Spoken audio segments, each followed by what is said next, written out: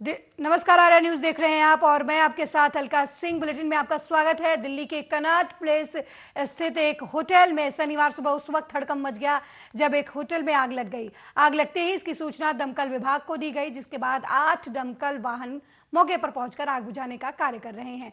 बताया जा रहा है कि आग सन सिटी होटल में लगी है। हालांकि अभी ये नहीं पता चल सका है कि आग कैसे लगी है और अब तक किसी के हताहत होने की कोई खबर सामने नहीं आई है।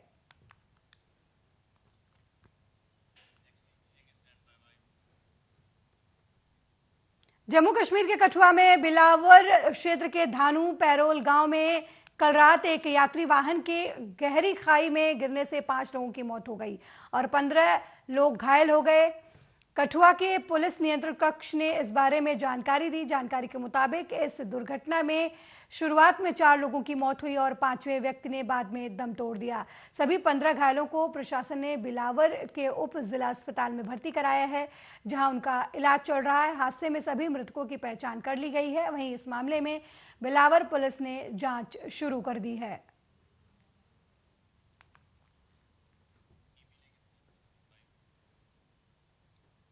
वहीं दिल्ली के जंतर मंतर में चल रहा पहलवानों का प्रदर्शन खत्म हो गया है। खेल मंत्री और पहलवानों के बीच कल देर रात तक बैठक हुई, जिसके बाद पहलवानों ने अपना प्रदर्शन खत्म करने का ऐलान किया। इसके साथ ही एक कमेटी की घोषणा की गई। 4 हफ्ते में अपनी रिपोर्ट सौंपेगी ये कमेटी। जब तक जांच पूरी नहीं हो जाती तब तक कुश्ती संघ का काम भी कमेटी देखेगी। कुश्ती संघ के मौजूदा अध्यक्ष बृजभूषण शरण सिंह जांच पूरी होने तक संघ के काम से दूर रहेंगे, जांच में सहयोग करेंगे। केंद्रीय खेल मंत्री अनुराग ठाकुर के साथ दूसरे दौर की बातचीत में गतिरोध दूर होने पर विनेश फोगाट, बजरंग पुनिया, साक्षी मलिक और रवि दहिया सहित अन्य पहलवानों ने अपना धरना समाप्त करने का फैसला किया। बता दें कि उन्होंने भारतीय कुश्ती महासंघ और उसके अध्यक्ष के खिलाफ यौन उत्पीड़न और भ्रष्टाचार का आरोप लगाया था।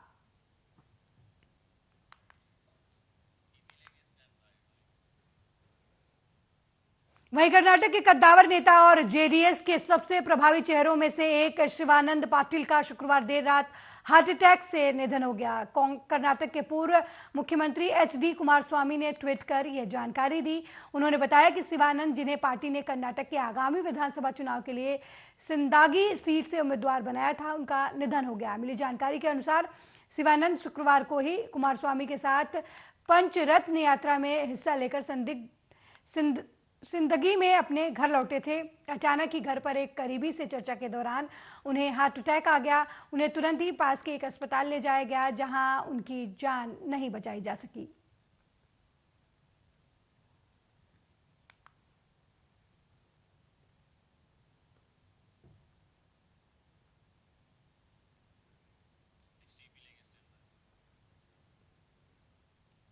वहीं हमीरपुर पत्रकार समाज कल्याण समिति की जिला बैठक बिदोखरपुरई के पंचायत भवन में हुई। बैठक की अध्यक्षता संगठन के जिला अध्यक्ष आकाश कुमार व्यास ने की। बैठक में पत्रकार हितों पर विस्तार से चर्चा की गई। संगठन के मुख्य अतिथि प्रदेश उपाध्यक्ष अरुण कुमार द्विवेदी ने पत्रकारों को संबोधित करते हुए कहा कि ये संगठन हमेशा अपने साथियों के साथ खड़ा रहेगा और इस संगठन का लक्ष्य ही है पत्रकारों के सम्मान में पत्रकार समाज कल्याण समिति मैदान में, और सभी साथी नवनियुक्त जिलाध्यक्ष का साथ दें। एक दिन जरूर ये संगठन फिर से सब संगठनों से ऊपर पहुंचेगा।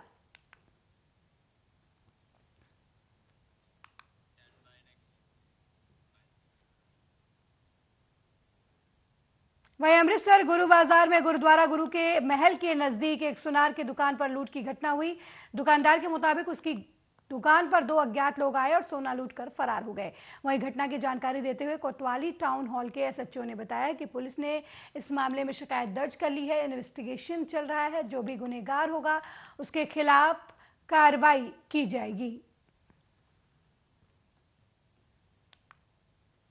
मेरे लड़के 7 वजे घरों चाबियां लैके गए है। इन्होंने 7:15 के करीब दुकान खोली है।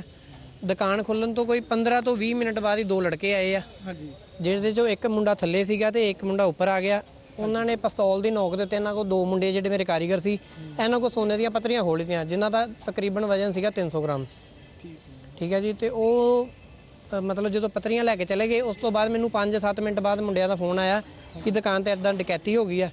ਜਦੋਂ ਮੈਂ ਦੁਕਾਨ ਤੇ ਗਿਆ, ਨਾਲ ਮੇਰੇ ਫਾਦਰ ਸਾਹਿਬ ਨਾਲ ਮੇਰਾ ਬ੍ਰਦਰ, ਜਦੋਂ ਆਪਾਂ ਦੁਕਾਨ ਤੇ ਗਏ ਤੇ ਫਿਰ ਉੱਥੇ ਦੇਖਿਆ ਕਿ ਆਪਾਂ ਜਦੋਂ ਆਪਣਾ ਵਜਨ ਕੀਤਾ ਸਾਰਾ ਕਿ ਜਿਹੜਾ ਸਾਡਾ ਐਸਟੀਮੇਟ ਸੋਨਾ ਵਾ तकरीबन वहीं सोनभद्र में स्थित Hindalco industry Renusagar power plant में स्वच्छ वायु दीर्घ आयु कार्यक्रम का आयोजन किया गया। इस दौरान पर्यावरण मंत्री अरुण कुमार समेत अपर मुख्य सचिव पर्यावरण मनोज कुमार, राज्य मंत्री वन पर्यावरण पीके मलिक सहित कई रिसर्चर और अन्य अधिकारी शामिल हुए। कार्यक्रम में मुख्य रूप से वायु जल प्रदूषण नियंत्रण को लेकर अलग अलग लोगों ने अपने सुझाव दिए, साथ ही वृक्ष लगाने को लेकर भी जोर दिया। इस दौरान सोनभद्र में स्थित तमाम परियोजनाओं से बिजली, कोयला, बालू, गिट्टी समेत पर्यटक स्थल के रूप में बढ़ावा देने को लेकर भी चर्चा की गई। कार्यक्रम आयोजित किया गया, इसके लोगों को पता लगे कि वायु की कितनी ज़्यादा इम्पोर्टेंस है, हमें शुद्ध वायु कितनी ज़रूरी है। अगर वायु सही नहीं होगी तो कुछ नहीं। और वायु का तो यह है, इतनी ज़रूरी है ऑक्सीजन कि आदमी 12 दिन 15 दिन तक बिना खाए रह सकता, 3 दिन तक बिना पानी के जी सकता है, लेकिन बिना ऑक्सीजन के 3 मिनट भारी पड़ जाएंगे। तो मैं कहूँगा ऑक्सीजन इतनी ज़्यादा ज़रूरी चीज़ है, और ऑक्सीजन की कितनी ज़्यादा ज़रूरी है कोरोना ने सबको समझा दिया। कोरोना पीपल के पेड़ के नीचे लेट के बहुत से मरीज ठीक हो गए, और बहुत से ऑक्सीजन में लगी तो जाके ठीक हुए। तो मैं कहूँगा कि हमारे यहाँ धार्मिक स्तर पर भी पेड़ों का बहुत महत्व है, जो कि ऑक्सीजन खूब देते हैं, और वो लगातार ऑक्सीजन देते हैं, और उससे आम जनता को बड़ा फायदा होता है।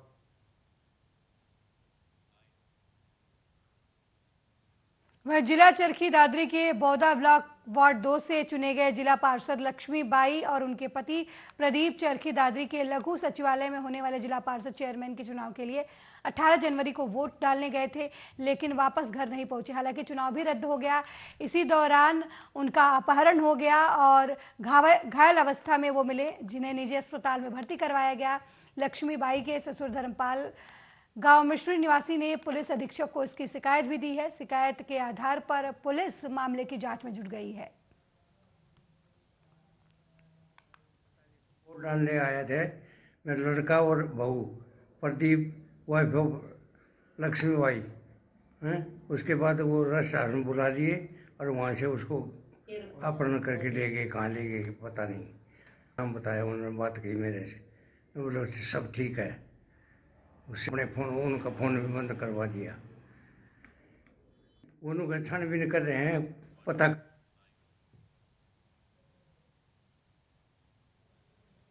वहीं पंजाब में सरकारी स्कूलों के बच्चों को पढ़ाई के साथ साथ उनकी अपनी सुरक्षा करने के बारे में भी जानकारी दी गई, ताकि किसी भी परिस्थिति से निपटने के लिए बच्चे सक्षम रहें, अपनी सुरक्षा खुद कर सकें। इसी विषय पर आज आग से किस तरीके से निपटा जाए बच्चों को सिखाया गया।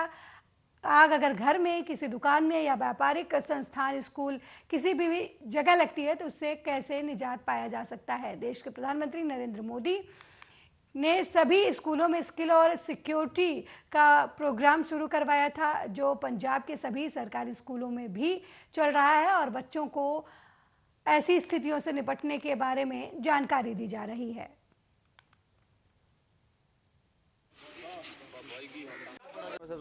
सर मेरा नाम वोकेशनल ट्रेनर सुखमंदर सिंह है। मैं माड़ी मुस्तफा सीनियर सेकेंडरी स्कूल ਦੇ ਵਿੱਚ ਪੋਸਟਡ ਹਾਂ। ਮੌਕੇ ਤੁਸੀਂ ਪਹੁੰਚੇ ਹੋ ਬੱਚਿਆਂ ਨਾਲ ਲੈ ਕੇ ਜਾਣਕਾਰੀ ਕਿਸ ਨਾਲ ਹੋਈ ਹੈ? ਹਾਂਜੀ, ਇਸ ਬਾਰੇ ਮੇਰਾ ਜਿਹੜਾ ਵਿਸ਼ਾ ਸਬਜੈਕਟ ਆ ਉਹ ਸਿਕਿਉਰਿਟੀ ਹੈ, ਜੋ ਕਿ ਮੈਂ ਬੱਚਿਆਂ ਨੂੰ ਪੜ੍ਹਾ ਰਿਹਾ, ਤੇ ਇਹਦੇ ਨਾਲ ਰਿਲੇਟਿਵ ਮੈਂ ਬੱਚਿਆਂ ਨੂੰ ਫੀਲਡ ਵਿਜ਼ਿਟ ਵਾਸਤੇ ਲੈ ਕੇ ਆਇਆ ਸੀਗਾ ਮੋਗੇ ਫਾਇਰ ਸਟੇਸ਼ਨ ਤੇ ਇੱਥੇ ਜਿਹੜੇ ਸਾਡੇ ਇਹਨਾਂ ਦੇ ਇੰਚਾਰਜ ਨੇ ਉਹਨਾਂ ਨੇ ਸਾਨੂੰ ਜਾਣਕਾਰੀ ਦਿੱਤੀ ਵੀ ਜਿਹੜੀ ਅੱਗ ਆ ਉਹ ਕਿਸ ਤਰ੍ਹਾਂ ਬੁਝਾਈ ਜਾਂਦੀ ਹੈ ਔਰ ਕਿੰਨੇ ਪ੍ਰਕਾਰ ਦੀ ਅੱਗ। ਜੀ ਮਾੜੀ ਮੁਸਤਫਾ ਸਕੂਲ ਦੇ ਸਰਕਾਰੀ ਸਕੂਲ ਦੇ ਬੱਚੇ ਆਏ ਜੀ ਸਾਡੇ ਕੋਲੇ, ਸੀਨੀਅਰ ਸੈਕੰਡਰੀ ਸਕੂਲ ਦੇ ਬੱਚੇ। ਉਹਨਾਂ ਨੇ ਸਾਡੇ ਕੋਲੋਂ ਅੱਗ ਬਾਰੇ ਜਾਣਕਾਰੀ ਲਈ ਵੀ ਅੱਗ, ਅਸੀਂ ਉਹਨਾਂ ਨੂੰ ਅੱਗ ਬਾਰੇ ਦੱਸਿਆ ਵੀ ਕਿੰਨੇ ਤਰ੍ਹਾਂ ਦੀ ਅੱਗ ਹੁੰਦੀ ਆ ਤੇ ਕਿਹੜੀ ਅੱਗ ਕਿਹੜੇ ਤਰੀਕੇ ਨਾਲ ਬੁਝਦੀ ਆ, ਤੇ ਕਿਉਂਕਿ ਬੱਚਿਆਂ ਨੂੰ ਇਸ ਚੀਜ਼ ਦੀ ਜਾਣਕਾਰੀ ਦੇਣਾ ਬਹੁਤ ਜ਼ਰੂਰੀ ਆ ਜੀ।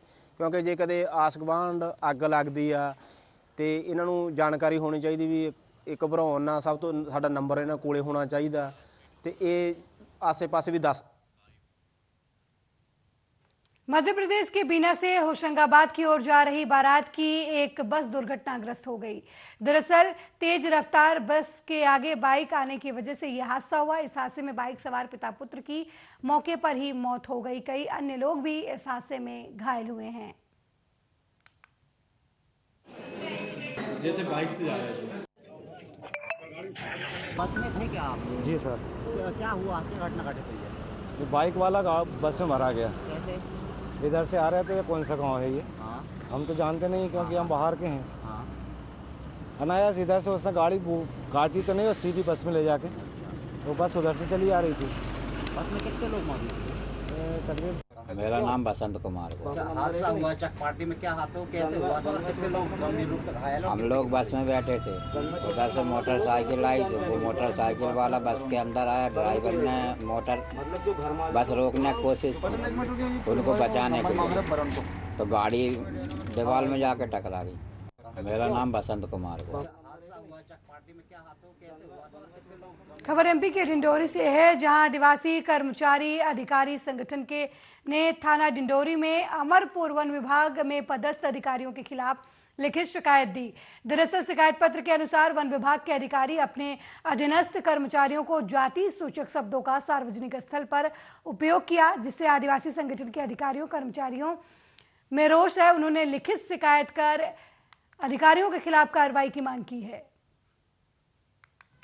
जानकारी लगी थी कि हमारे साथी जो अमरपुर परिक्षेत्र के अंतर्गत कार्यरत हैं वन विभाग में, श्री गंगाराम मरावी जी, जिनके साथ में उनके वन क्षेत्रपाल रेंजर कोई श्री मयंक पांडे जी, जो उनके साथ में अभद्रतापूर्ण व्यवहार किए हैं, उनके साथ में जातिगत तथा उन्हें एक छोटी जाति का मानकर उनके साथ में गलत व्यवहार किया है, जो एक अच्छी बात नहीं है। एक कर्मचारी के साथ में जो भी उच्च अधिकारी हैं तो उनके मान सम्मान का ध्यान में रख के उनके साथ में व्यवहार किया जाना उचित होगा।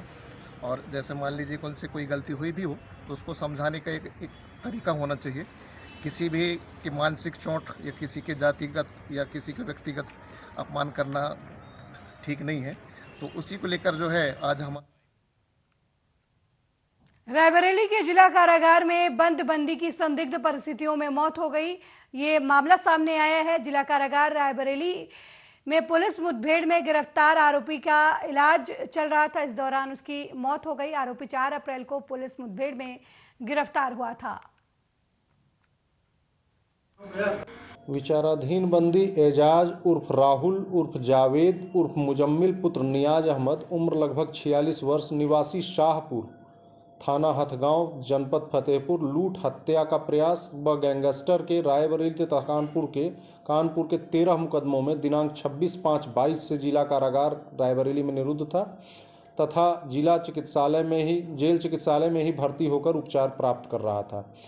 उक्त बंदी की दिनांक 20/1/23 की प्रातःकाल अकस्मात तबीयत ज़्यादा खराब होने पर तत्काल उपचार हेतु भेजा गया, जहां बंदी की जिला चिकित्सालय रायबरेली में मृत्यु हो गई। मृतक बंदी का पंचनामा पोस्टमार्टम।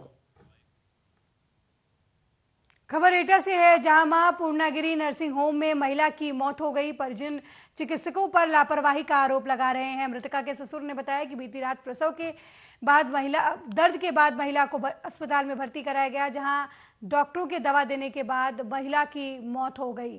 वहीं महिला की मौत की खबर सुनकर मौके पर पहुंची पुलिस ने शव को कब्जे में लेकर पोस्टमार्टम के लिए भेज दिया और मामले की जांच में जुट गई। हम रहते तो सिड़पुरा नंगला परसी में है, पर ये हमारे अंगदपुर में हमारे मामा रहते हैं जी। तो आप अंगदपुर में रहते थे? नहीं, पापा वहीं रहते हैं अपने घर पे। हम अपने मामी मामा के यहाँ पे रहते थे। अच्छा, यहाँ पे अंगदपुर में? इससे पहले हमारे 2 बच्चे थोड़े प्रॉब्लम से खत्म हो गए थे, तो हम मामी ने बोला कि इधर ले आओ, जगह बदल दो तो बच्चे हो जाए साथ सही एक। अच्छा, तो यहीं रह रहे थे अंगदपुर में? तो ऐसे मतलब हाँ, देखभाल हमारी मामी कर रही थी, हम बाहर रहते थे। अच्छा। हम चले गए थे पैसे वैसे कमाने। हमने की कोई दिक्कत आएगी तो देखभाल करेंगे। हम आए पैसे कमा के, उसने बोला कि लास्ट महीने में आ जाना, तो हम आए। आने के बाद इसने बोला कल कि हमें यार दर्द हो रहा हल्का लगा। उससे पहले 2-3 बार हम इसको दिखा ले गए, मतलब दूर और जगह कहीं कोई दिक्कत वगैरह पड़ती तो तुरंत ले जाते, तो बोला कोई दिक्कत नहीं है अभी। और शाम को भी कोई दिक्कत नहीं थी, इसको हल्के दर्द हुए, हम लेके आए। लेके आए तो ये शशि प्रभा के हॉस्पिटल में। क्या नाम है हॉस्पिटल का? हॉस्पिटल का जिला संगरूर के प्रशासन की तरफ से गांव भलवान में 9 जन्मी बेटियों की लोहड़ी राजपदरी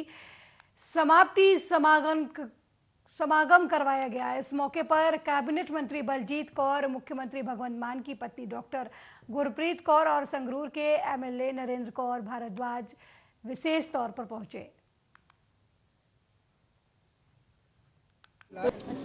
ਅੱਜ ਅਸੀਂ ਧੂਰੀ ਵਿਖੇ ਜਿਹੜਾ ਧੀਆਂ ਦੀ ਲੋਹੜੀ ਜੋ ਇੱਕ ਹਫ਼ਤੇ ਤੋਂ ਪੰਜਾਬ ਭਰ ਦੇ ਵਿੱਚ ਅਸੀਂ ਜ਼ਿਲ੍ਹੇ ਲੈਵਲ ਤੇ ਚਲਾ ਰਹੇ ਸੀ ਪ੍ਰੋਗਰਾਮ, ਉਹਨਾਂ ਦਾ ਸਮਾਪਤੀ ਸਮਾਰੋਹ ਅਸੀਂ ਧੂਰੀ ਵਿਖੇ ਰੱਖਿਆ ਸੀ।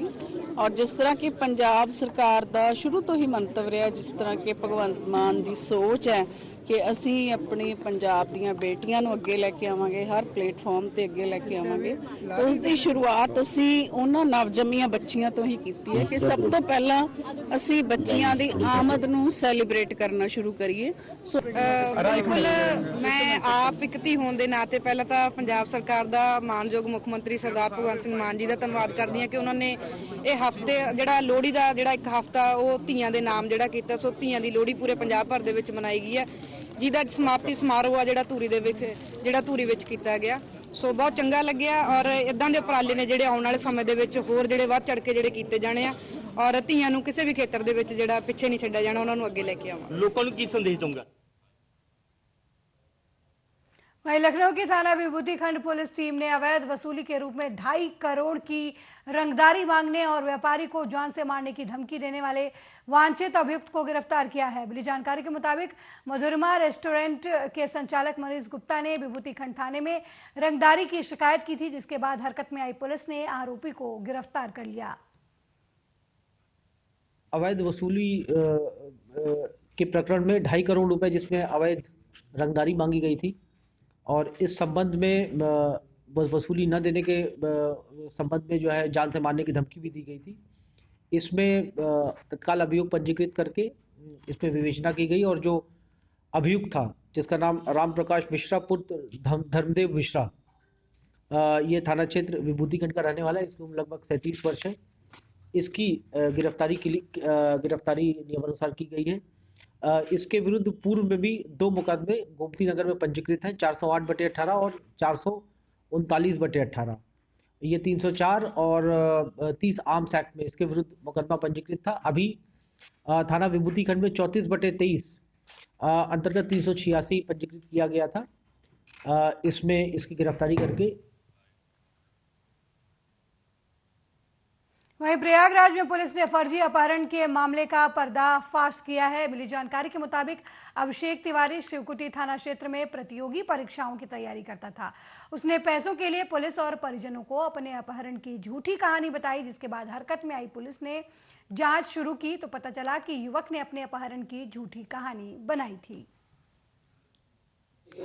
में एक सूचना दी गई कि एक उनके बेटे का अपहरण हो गया है तथा पैसे की मांग कर रहे हैं, जिसमें थाना शिवकुटी पर मुकदमा लिखा गया और एसओजी की तथा थाने की टीमें लगाई गई, जिसमें आज इनकी सफल बरामदगी की गई तथा पूछताछ में पता चला कि इनको साइबर फ्रॉड के तहत ब्लैकमेल किया जा रहा था।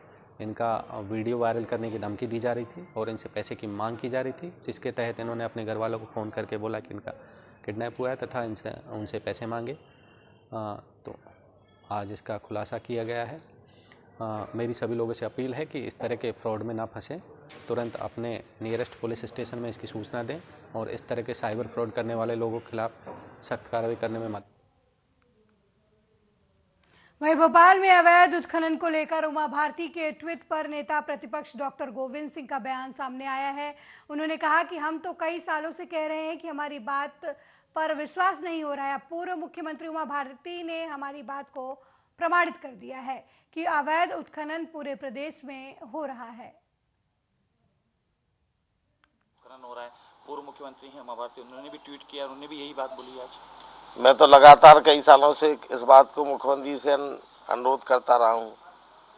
अभी हमारी बात पर विश्वास नहीं था। अब आपकी नेता पूर्व मुख्यमंत्री जो आपसे पहले रही है, अब उन्होंने मेरी बात को प्रमाणित कर दिया कि मध्य प्रदेश में अवैध उत्खनन घड़ियाल सेंचुरी में और पूरे प्रदेश में करोड़ों की लूट बिना रॉयल्टी के श्राद्ध माफिया और भारतीय जनता पार्टी के नेताओं द्वारा की जा रही है। अब सरकार को थोड़ी बहुत शर्म है तो सरकार इस अवैध उत्खनन को रोकने पर त्यागपत्र। वह मुंबई के बीकेसी ग्राउंड में आयोजित विशाल जनसभा को संबोधित करते हुए प्रधानमंत्री नरेंद्र मोदी ने कहा कि मुंबई के विकास के लिए स्थानीय महानगर पालिका उत्तरदायी है। मुंबई के विकास के लिए रुपयों की कमी नहीं है। जरूरी है भ्रष्टाचार ना हो और मुंबई के हक का रुपया मुंबई के विकास के लिए उपयोग में लाया जाए। साथियों, आज देश भर में रेलवे को आधुनिक बनाने के लिए मिशन मोड पर काम चल रहा है। मुंबई लोकल और महाराष्ट्र की रेल कनेक्टिविटी को भी इससे फायदा हो रहा है। डबल इंजन सरकार सामान्य मानवी को भी वही आधुनिक सुविधा, वही साफ सफाई, उसी तेज रफ्तार का अनुभव देना चाहती है जो कभी साधन संपन्न लोगों को ही मिलती थी। इसलिए आज रेलवे स्टेशनों को भी एयरपोर्ट की तरह ही विकसित किया जा रहा है। अब देश के सबसे पुराने रेलवे स्टेशनों में से एक छत्रपति शिवाजी महाराज टर्मिनस का भी कायाकल्प। इस बुलेटिन में मेरे साथ फिलहाल इतना ही। देश दुनिया की तमाम खबरों को देखने के लिए देखते रहिए आर्या न्यूज। नमस्कार।